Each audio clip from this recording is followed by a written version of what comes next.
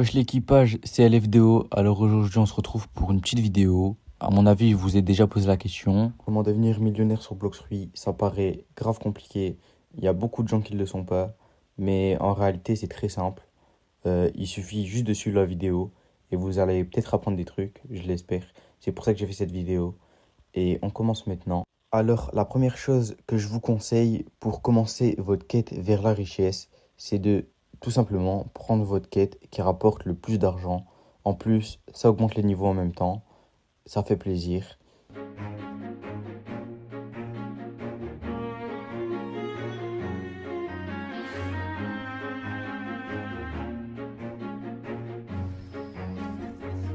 Alors voilà, je viens de finir la quête. Comme vous pouvez le voir, j'ai gagné 16 000. Dites-vous, si vous en faites plusieurs, vous allez gagner beaucoup plus. En plus, si vous n'êtes pas niveau max, ça augmente vos niveaux. Donc c'est bénéf, faites-le. Alors les gars, ce que je vous conseille de faire aussi, c'est les boss. Et ouais, ils peuvent ramener jusqu'à 90K. Ouais, 90K. Je me trompe pas. Et ce que je vous conseille de faire en C1, c'est le vice-amiral. Et en C2, c'est Doflamingo. Là, on arrive enfin à l'avant-dernier conseil. C'est les Seabeast.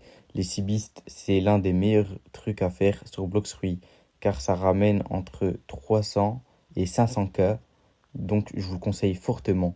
En plus, des fois, en C3, il y a 3 Seabeast qui spawnent en même temps. Et c'est vraiment pas rare. Et des fois, ils drop des objets. C'est bien de les avoir. Ils peuvent drop aussi des fragments. Et ça, c'est sûr qu'ils en drop. Quand vous allez faire les Sea Beasts en C3, vous allez sûrement tomber sur des animaux marins comme des piranhas ou des requins. Moi, ce que je vous conseille, c'est d'avancer, les ignorer. Et à un moment donné, ils vont despawn, c'est sûr. Par contre, si vous tombez sur le Terror Shark, ce que je vous conseille, c'est d'abandonner en vrai et de reprendre un autre bateau parce qu'il est super fort. Et je vous conseille, si vous voulez le faire, hein, faites-le en équipe. Après, si vous voulez essayer, essayez.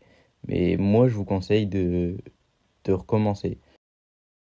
Donc, si vous faites les Sea Beasts, vous allez sûrement tomber sur des îles Mirage. C'est des îles avec plein de coffres dessus. C'est toujours bien de les prendre, ça fait pas de mal. Ça fait un peu d'argent en plus, même si c'est pas énorme en vrai. Vous allez aussi sûrement peut-être tomber sur des bateaux pirates. Euh, j'ai une information qui est vraiment pas sûre. Dites-le moi dans les commentaires si c'est vrai ou pas.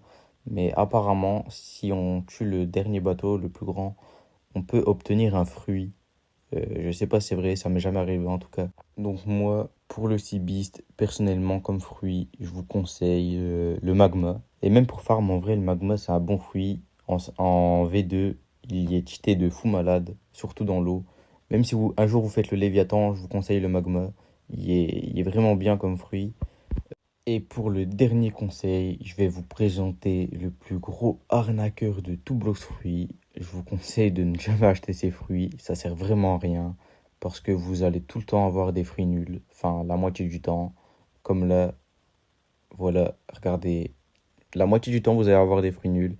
Peut-être à des rares exceptions vous allez avoir des gros fruits, mais ce que je vous conseille, c'est d'économiser le plus possible et d'acheter directement dans la boutique. Quand les fruits sont dispo, vous attendez le fruit que vous voulez et vous l'achetez directement. Comme ça, c'est le meilleur truc à faire pour moi. Donc voilà, la vidéo touche à sa fin. J'espère qu'elle vous aura plu, j'espère qu'elle vous aura servi. S'il y a quelques trucs à améliorer, dites-le moi toujours dans les commentaires, hein. Je viens de commencer, faut pas oublier. Et normalement, maintenant, vous n'avez plus aucune raison de ne pas devenir millionnaire. J'espère que vous le serez tous. Allez, à bientôt.